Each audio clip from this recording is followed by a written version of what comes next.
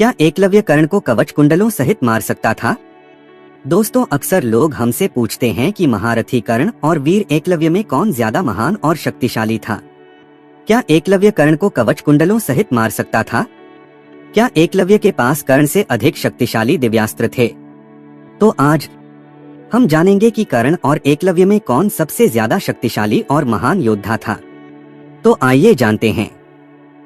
दोस्तों, सबसे पहले आप लोगों को बता दें कि दोनों ही वीर महाभारत के समय के सबसे महान योद्धा थे। इसमें कोई शक नहीं है कि इन जैसा योद्धा ना कभी हुआ है और ना ही कभी होगा। लेकिन हाँ, हम इनके धनुर्विद्या, युद्ध कौशल और ज्ञान का आकलन जरूर कर सकते हैं। तो पहले हम बात करते हैं एकलव्य की। एकलव्य निषादों के राजा हिरण्यधनु का पुत्र था, इसलिए हम कह सकते हैं कि वो निषादों का राजकुमार था और उन्हें एक महान धनुर्धर बनना था।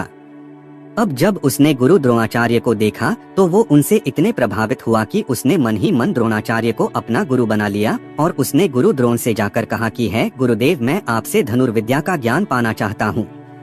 लेकिन एक निषाद का पुत्र होने के कारण गुरु द्रोण ने एकलव्य को धनुर्विद्या का ज्ञान देने से मना कर दिया।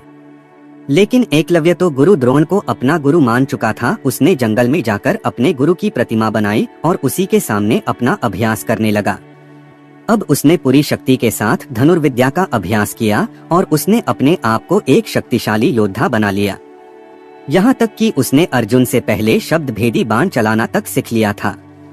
अब जब यह बात अर्जुन को पता चलती है तो अर्जुन दौड़ा दौड़ा गुरु द्रोण के पास जाता है और उनसे कहता है कि आपने तो कहा था कि मैं सबसे शक्तिशाली योद्धा बनूंगा, तो फिर आपका ये दूसरा शिष्य एकलव्य मुझसे भी ज्यादा शक्तिशाली कैसे है?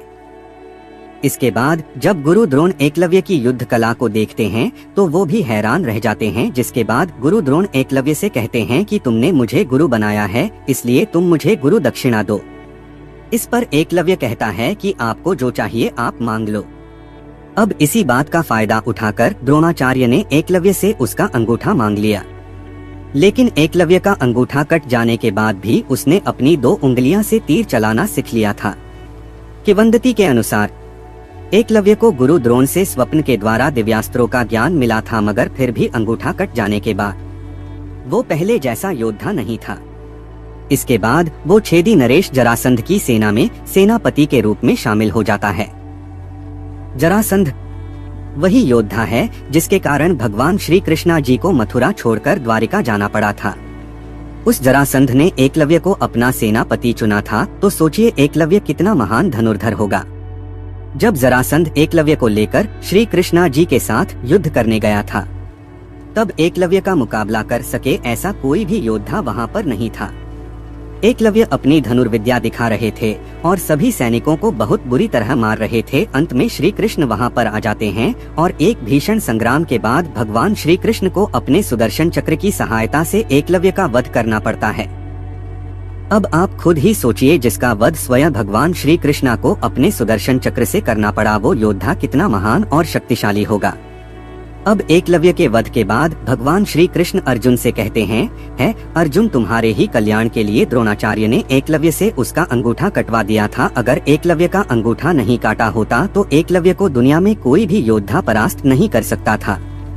एकलव्य अपने धनुष को लेकर जंगलों में घूमता और वो दूसरा परशुराम कहलाता। अब आप ही सोचिए कि श्री कृष्ण एकलव्य की तुलना भगवान परशुराम जी से करते हैं तो वो कितना ज्यादा शक्तिशाली होगा।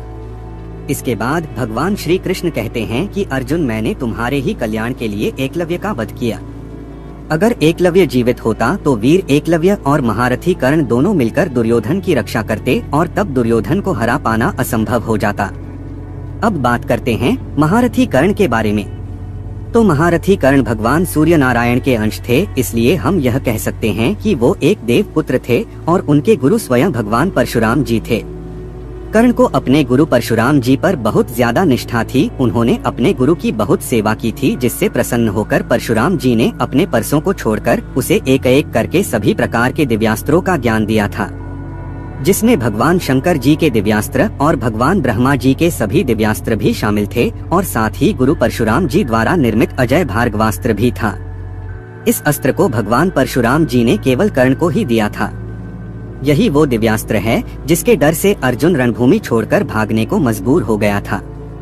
इसके अलावा भगवान परशुराम जी ने कर्ण को अपना दिव्य विजय धनुष भी प्रदान किया था, जिसके होते हुए कर्ण अजय हो गया था।